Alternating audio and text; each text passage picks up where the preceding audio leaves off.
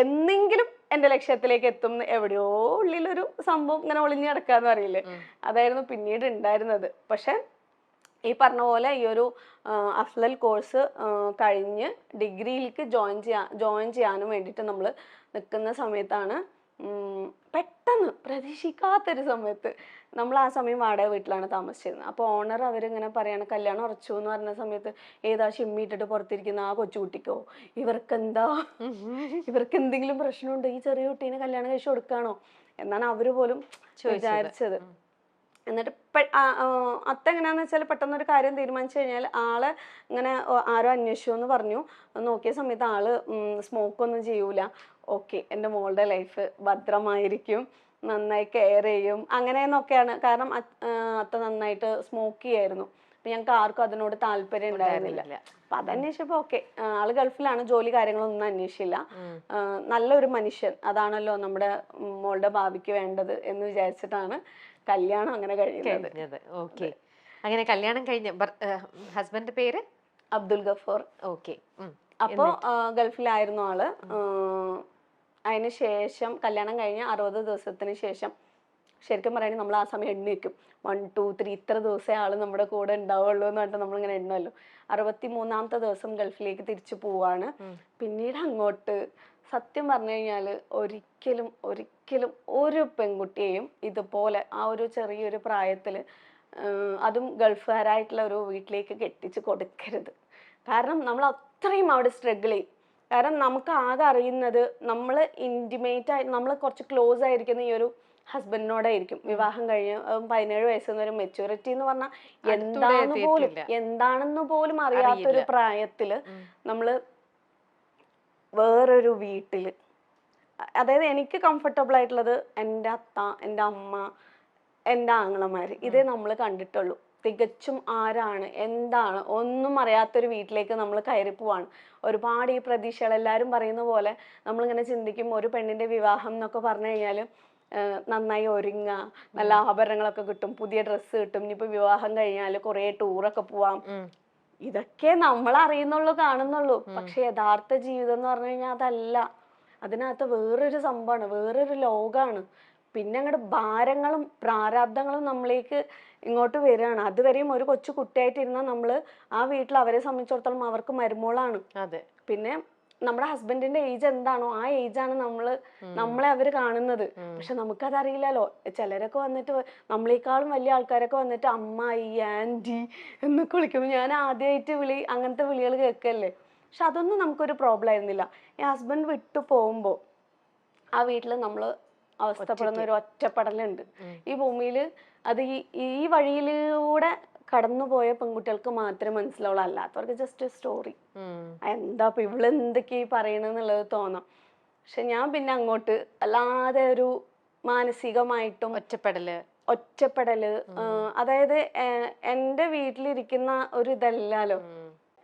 Okay, അപ്പൊ അതിനുശേഷം അദ്ദേഹം അങ്ങനെ 63 ദിവസം കഴിഞ്ഞപ്പോൾ അദ്ദേഹം ഗൾഫിലേക്ക് പോയി, ജോലിക്കായിട്ട് ഗൾഫിലേക്ക് പോയി. പിന്നീട് അങ്ങോട്ട് എപ്പോഴാ തിരിച്ചു വരുന്നത് എന്ന് പറഞ്ഞിട്ട് കാത്തുനിന്ന്, അതായത് നമ്മുടെ വീട്ടിലേക്ക് എന്നാ ഒന്ന് പോവാ വെയിറ്റ് ചെയ്തിരിക്കും. ഇവിടെ 15 ദിവസം, അവിടെ 10 ദിവസം, അല്ലെങ്കിൽ ഇവിടെ 20 ദിവസം, അവിടെ ഹസ്ബൻഡിന്റെ വീട്ടിൽ 20 ദിവസം നിക്ക, 10 ദിവസം അമ്മയുടെ വീട്ടിൽ.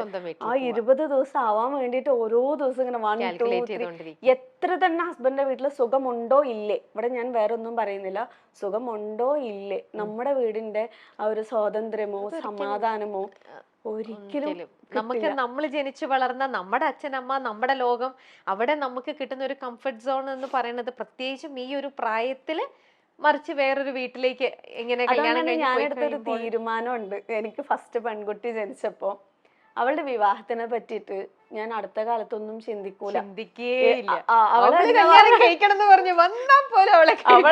ഞാൻ പറയും ഒരു പരിധി വരെ നീ എനിക്കിപ്പോ കെട്ടണം എന്ന് പറഞ്ഞു വന്നാലും ഞാൻ വിടൂല, നീ സ്വാതന്ത്ര്യത്തോടെ ജീവിക്കാം. മോളെ എപ്പോ കല്യാണം കഴിപ്പിക്കണം എന്നാണ് നിങ്ങൾ? ഞങ്ങൾ ഇന്നലെ ഫുള്ള് അതായിരുന്നു ചർച്ച. ഞങ്ങളുടെ അതായത് ചെക്കൻ മാത്രം സെറ്റ് ആയിട്ടില്ല, കല്യാണത്തിന്റെ എല്ലാ ചർച്ചകളും ഗുലാബി, മെഹന്തി എല്ലാം സെറ്റ് ആയി. എത്ര വയസ്സായി? ആകെ 16 ആയിട്ടുള്ളൂ. അപ്പൊ ഞാൻ പറഞ്ഞു ഇതൊക്കെ നമുക്ക് ചർച്ച ചെയ്യാം, കേൾക്കാനൊക്കെ നല്ല സുഖമാണ്, പക്ഷെ 24 വയസ്സായിട്ട് നമുക്ക് ആലോചിച്ചാ മതി. അത്രയും മതി. അത്രയും കാലം നീ സ്വാതന്ത്ര്യത്തോടെ ആരെയും പേടിക്കാതെ ആരെങ്കിലും എന്നെ എന്തെങ്കിലും പറയോ അല്ലെ എന്നെ എന്തെങ്കിലും ചെയ്യോ, ഞാൻ ചെയ്യുന്നത് ശരിയാണോ, ഞാൻ ചെയ്യുന്നത് തെറ്റാണോ, അല്ലെങ്കിൽ എനിക്കൊരു ഗുഡ് സർട്ടിഫിക്കറ്റ്, മരുമോള് നല്ലൊരു നല്ല മരുമോളാണ് എന്നുള്ള പേര് കിട്ടാൻ വേണ്ടിയിട്ട് സ്വന്തം എന്താ പറയാ സ്വാതന്ത്ര്യം കളഞ്ഞിട്ട് ജീവിക്കാത്ത ഒരു അവസ്ഥ എനിക്ക് നിനക്ക് തരണം എന്ന് യാതൊരു നിർബന്ധവും ഇല്ല. സ്വാതന്ത്ര്യത്തോടെ ജീവിക്കും അതുവരെ. ഈ കിട്ടാം ഒരു പരീക്ഷണമാണ് വിവാഹം.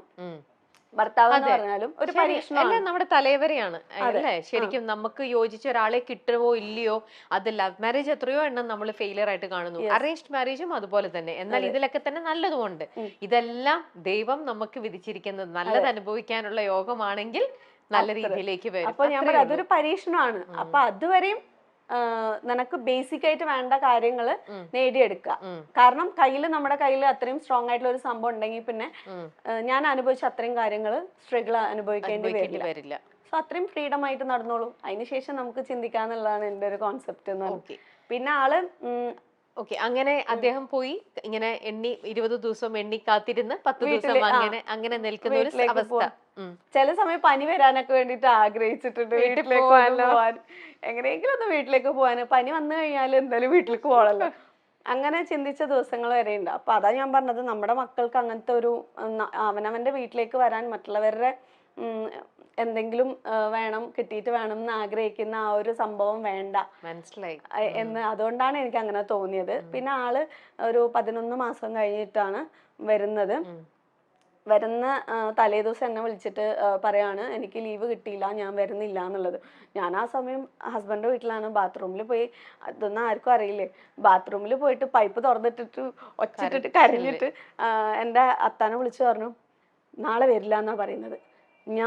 എനിക്കിനി ജീവിക്കണ്ട, എനിക്ക് പറ്റൂല, എനിക്കിനി ഇങ്ങനെ മുന്നോട്ട് പോകാൻ പറ്റൂല, ഞാൻ നാളെ തന്നെ വീട്ടിലേക്ക് വരും, എനിക്ക് പറ്റൂല എന്നൊക്കെ പറഞ്ഞ ഭയങ്കര കരച്ചിലായിരുന്നു. അപ്പോൾ എൻ്റെ അത്ത പറഞ്ഞു ഓക്കെ ശരി നീ കരയാതെ, നമുക്ക് ആലോചിക്കാം, നമുക്ക് എന്താ വേണ്ട തീരുമാനിക്കാം. അല്ലെങ്കിലും നിന്നെ ഗൾഫുകാരന് കല്യാണം കഴിച്ചു കൊടുക്കണം എന്നൊന്നും എനിക്ക് തീരുമാനം ഉണ്ടായിരുന്നില്ല.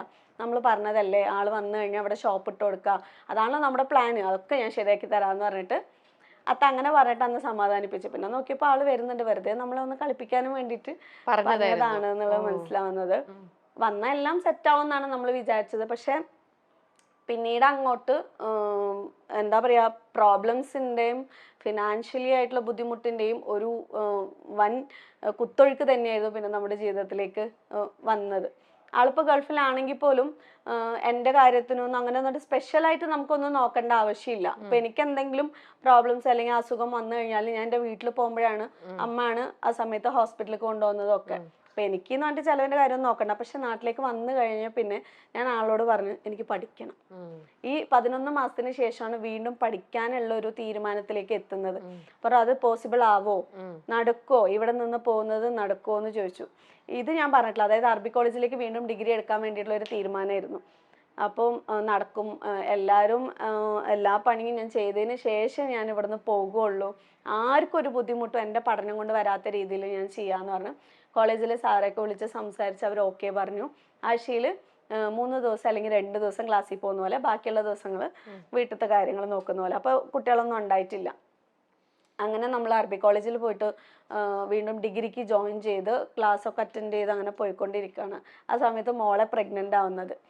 മോളെ പ്രഗ്നൻ്റ് ആയിട്ട് നമ്മൾ ക്ലാസ് പറ്റുന്ന പോലെ പോയി. എങ്ങനെ പോകുന്ന വെച്ചാൽ രാത്രി തന്നെ എല്ലാ പാത്രങ്ങളൊക്കെ കഴുകി ഫിനിഷ് ആക്കി വെക്കും. കാരണം എനിക്ക് നേരത്തെ ക്ലാസ്സിലോട്ട് പോകണം. അപ്പോൾ തലേ ദിവസം തന്നെ മാക്സിമം ചെയ്യാനുള്ള പണികളൊക്കെ ചെയ്തിട്ട് പാത്രങ്ങളൊക്കെ എല്ലാം കഴുകി കിച്ചൺ കംപ്ലീറ്റ് നീറ്റ് ആക്കിയതിന് ശേഷം രാവിലെ എണീറ്റിട്ട് ആണ് ക്ലാസ്സിലേക്ക് പോകുന്നത്. ടിഫിൻ അമ്മ റെഡിയാക്കി വെക്കും അവിടെ വീട്ടിൽ. കാരണം ഇവിടെ എനിക്ക് നിന്ന് കുക്ക് ചെയ്യാൻ പറ്റില്ല. യാത്ര ചെയ്യാൻ 1.5 മണിക്കൂറോളം നമ്മൾ വണ്ടിയിൽ നിന്നിട്ട് വേണം പോവാനും വേണ്ടിയിട്ട്. അങ്ങനെ അവിടെ നിന്ന് ടിഫിൻ ആക്കി വാങ്ങിയിട്ട് വേഗം പോകും. വീട് അടുത്തടുത്തായിരുന്നോ? എൻ്റെ വീടും ഹസ്ബൻഡിന്റെ വീടും കുറച്ച് ഒരു 1 കിലോമീറ്ററിന്റെ ഡിസ്റ്റൻസേ ഉള്ളൂ. അതിനുശേഷം തിരിച്ച് വന്നു കഴിഞ്ഞാൽ എനിക്കായിട്ടുള്ള പണികൾ അവിടെ തന്നെ ഉണ്ടാവും. തുണി അലക്കിയതുണ്ടെങ്കിൽ ഉണക്കാനിടാനുണ്ടാവും, പാത്രം കഴുകാനുണ്ടാവും, വന്നിട്ട് ബാക്കിയുള്ള പണികൾ ചെയ്യുക. അങ്ങനെ ആയിട്ടാണ് അറബി കോളേജിൽ. അത് ഒരുപാടൊന്നും നീണ്ട് എനിക്ക് പോകാൻ പറ്റിയിട്ടുണ്ടായിരുന്നില്ല, കുറച്ചേ ഉണ്ടായിരുന്നുള്ളൂ. പിന്നെ അതിനുശേഷം പിന്നെ അത് വിട്ടു, നമുക്ക് നടക്കൂല എന്നുള്ളത് മനസ്സിലായിട്ട് അത് അവിടെ ഡ്രോപ്പ് ചെയ്തിട്ട് ഫസ്റ്റ് പ്രസവം കഴിഞ്ഞു. മോളെ പ്രഗ്നൻ്റ് ആയിരിക്കുന്ന സമയത്ത് അതുപോലെ ഒത്തിരി പ്രയാസങ്ങൾ അനുഭവിച്ചിട്ടുണ്ടായിരുന്നു. എന്താ പറയുക, വെയിറ്റ് എടുത്തിട്ടും അവിടെ എന്ന് പറയുമ്പോൾ പണ്ടത്തെ ആ ഒരു സ്റ്റൈലാകുമ്പോൾ തന്നെ ഈ ടാങ്കൊക്കെ ഭയങ്കര ടാങ്കിൽ വെള്ളം നിറച്ച് വെച്ചിട്ട് അതൊന്ന് എടുത്തിട്ട് വന്നിട്ട് വേണം നമുക്ക് ഈ പാത്രങ്ങളൊക്കെ കഴുകാനും വേണ്ടിയിട്ട്. അപ്പോൾ ഞാൻ ഇതിൽ പോയിട്ട് ടാങ്കിന്റെ ഈ ഒരു മതിൽ എന്ന് പറയുമ്പോൾ ഇത്ര ഹൈറ്റ് ഉണ്ടാവും, ഇതിന്റെ അടുത്ത് പോയിട്ട് ഇതിനകത്തേക്ക് താഴ്ന്ന വെള്ളമായിരിക്കും. നമ്മളിത് ഹെൽപ്പ് ചെയ്യാനൊന്നും ആരും ഉണ്ടാവില്ല.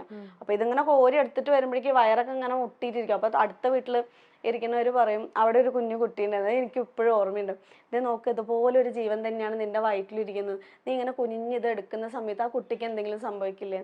അപ്പൊ ഞാൻ 17-ാം വയസ്സിലായിരുന്നു പാലക്കാടുള്ള സൽഹയുടെ വിവാഹം. ക്ലാസ്സിൽ നിന്ന് പിടിച്ചിറക്കി കല്യാണം കഴിപ്പിച്ചതുപോലെ.